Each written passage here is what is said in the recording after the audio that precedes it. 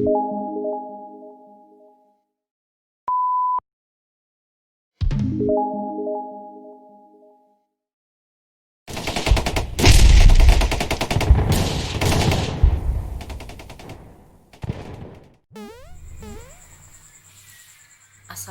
warahmatullahi wabarakatuh.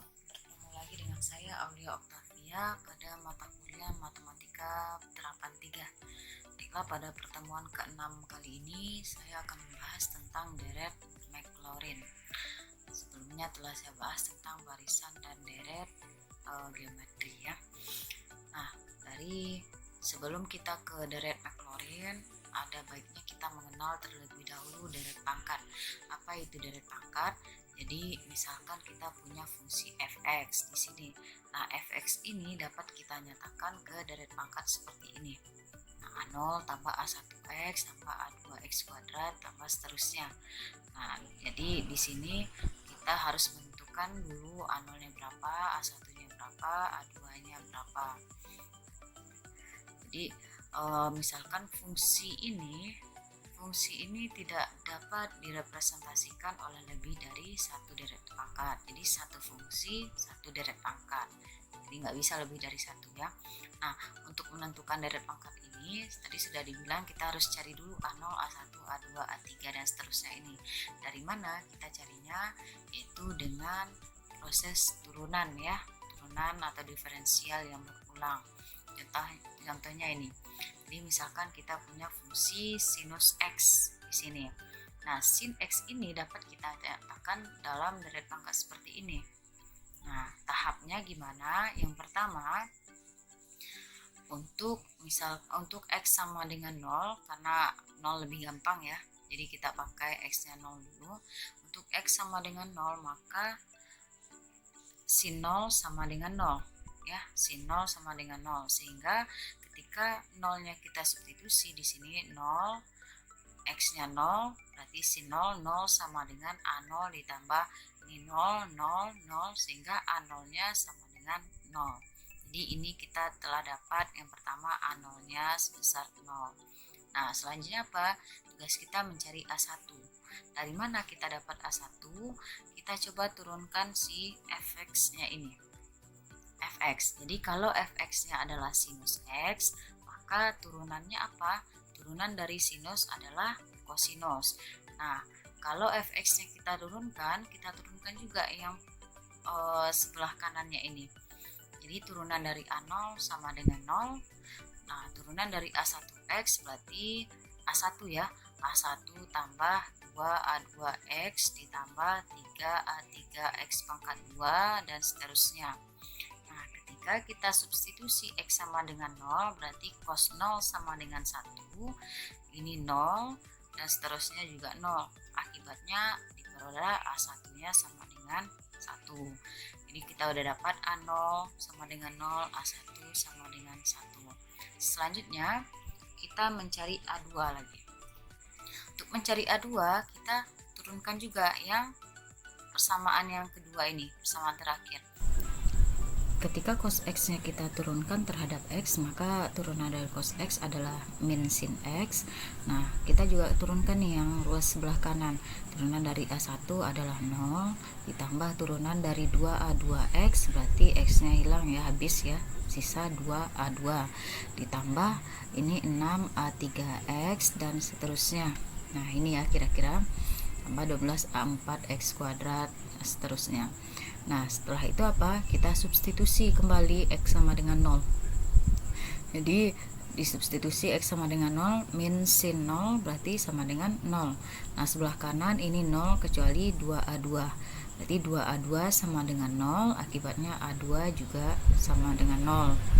Nah, begitupun untuk mencari A3. Untuk mencari A3, kita turunkan kembali persamaan terakhirnya. Nah, kita turunkan min sin x terhadap x diperoleh cos x. Nah, turunan ini sama dengan 0, ditambah turunan dari 6A3x yaitu 6A3, ditambah ini berarti 24A4x, ditambah seterusnya. Setelah itu kita substitusi kembali x sama dengan 0, sehingga kita peroleh min cos 0 itu adalah min 1. Min 1 sama dengan 6A3. Akibatnya A3 nya sama dengan min 1 per 6, atau min 1 per 6 ini bisa kita tulis sebagai min 3 per 1 per 3 faktorial. 3 faktorial ini adalah 3 kali 2 kali 1 gitu ya. Begitu seterusnya, sehingga kita dapat deret pangkat dari fx yaitu sin x di sekitar x sama dengan 0 sama dengan, kita tinggal substitusi A0 nya 0 berarti 0 ditambah A1 nya 1 berarti 0 ditambah X ditambah A2 nya juga 0, X ditambah 0 ditambah A3 nya min 1/6 ya, atau min 1/3 faktorial X pangkat 3 dan seterusnya. Jadi untuk yang suku genap dia bernilai 0 ya, suku ganjil dia bernilai 0. Ini suku pertama, suku ketiga, dan suku kelima, dan begitu seterusnya dia bernilai 0. Yang ada dia di suku genap, dia ada nilainya. Nah, kalau ditulis seperti ini ya, sin x berarti deret pangkatnya adalah x dikurang 1/3 faktorial x pangkat 3 ditambah 1/5 faktorial x pangkat 5 tambah 1/7 faktorial x dikurang jadinya ya, tandanya ganti, dikurang 1/7 faktorial x pangkat 7 begitu seterusnya. Jadi ketika pangkat 3 dia 3 faktorial, pangkat 5 dia 5 faktorial, pangkat 7 dia 7 faktorial nantinya. Tandanya berganti plus minus nantinya. Nah, sebagai apa, kalau mau latihan silahkan coba cari jika fungsinya cos x berapa deret pangkatnya gitu ya. Nah, ini sekilas tentang deret pangkat. Nah, kalau selanjutnya kita masuk ke deret Maclaurin. Apa itu deret Maclaurin? Deret Maclaurin untuk setiap fungsi fx yang diferensiabel di titik x sama dengan 0, artinya yang punya turunan di titik x sama dengan 0, maka fx ini dapat dibuat atau dapat diekspansi di titik x sama dengan 0, atau sama seperti yang deret pangkat tadi. Fx ini dapat dibuat seperti ini, f0 ditambah f aksen 0 per 1 faktorial dikali x ditambah f double aksen 0 per 2 faktorial kali x kuadrat tambah sekian ya. Ini mirip dengan deret pangkat, ada x, ada x kuadrat, ada x pangkat 3. Bedanya konstantanya kita pakai fungsi f di titik 0 atau fungsi turunannya di titik 0. Itu bedanya. Kalau yang di sebelumnya itu nggak tahu ya konstantanya berapa, tapi kalau ini dicari dari turunannya juga. Kalau yang sebelumnya juga dicari dari turunan ya sebenarnya. Nah, contohnya apa? Yang pertama ini, tentukan deret Maclaurin dari fx sama dengan e pangkat x. Nah, langkah pertama yang kita cari adalah f0. Ketika kita punya fx sama dengan e pangkat x, maka f0-nya kita substitusi 0 ke dalam e pangkat x ini. Jadi e pangkat 0 sama dengan 1. Nah, dapat f0-nya sama dengan 1. Setelah itu apa? Kita cari turunannya, f aksen 0. Jadi karena fx-nya e pangkat x, maka f aksen x-nya adalah e pangkat x juga tetap ya. Sehingga turunannya di titik 0, nilai turunannya di titik 0 itu juga 1. Karena fungsi fx sama dengan e pangkat x ini sama dengan turunan-turunannya, begitu baik itu turunan pertama, kedua, ataupun turunan pangkat n, dia sama ketika diturunkan. Akibatnya nilai turunannya di titik 0 itu juga sama semuanya, jadi 1 semua, sehingga ini lebih gampang ya. Maka ekspansi atau deret dari fungsi e pangkat x ini kita substitusi ke sini, 1 ditambah f aksen 0 nya juga 1, itu ditambah x ditambah ini 1 ya, 1 per 2 faktorial x pangkat 2 tambah 1/3 faktorial x pangkat 3, begitu seterusnya. Nah, jadi ini 1 semua gitu. Nah, itu untuk e pangkat x. Coba kita masuk ke contoh yang kedua. Tentukan deret Maclaurin dari fungsi sin hiperbolik dari x. Nah, ingat, setelah kita tahu fungsinya, kita substitusi nilai x-nya sama dengan 0. Di f0 sama dengan 0. dapat 1 F0 nya. Setelah itu apa? Kita cari turunan pertamanya. Turunan sin hiperbolik adalah cos hiperbolik. Nah, nilainya sama dengan 1 gitu ya, cos hiperbolik. Kalau misalkan nggak tahu, sin hiperbolik ini diubah dulu ke dalam eksponensial. Nah, jadi itu bisa tahu berapa nilainya, atau dari kalkulator juga ada. Nah, setelah itu dapat f aksen 0 sama dengan 1.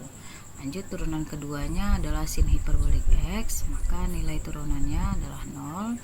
Ini sama dengan 1. Turunan yang ketiganya, turunan keempatnya sama dengan 0. Perhatikan polanya 0, 1, 0, 1, 0. Nah, di suku ganjil dia bernilai 0. Nah, kalau ditulis ke bentuk umum deret Maclaurin, fx sama dengan f0 tambah f aksen 0 sekian, sehingga sin hiperbolik x sama dengan f0 nya sama dengan 0. Jadi nggak usah ditulis, f aksennya 1 dikali x per 1 faktorial, jadi dia x tambah sepertiga faktorial x pangkat 3 tambah 1/5 faktorial x pangkat 5 tambah seterusnya. Nah, jadi dia ketika suku genap dia bernilai 0 di sini. Suku ganjil dia bernilai 0 di sini.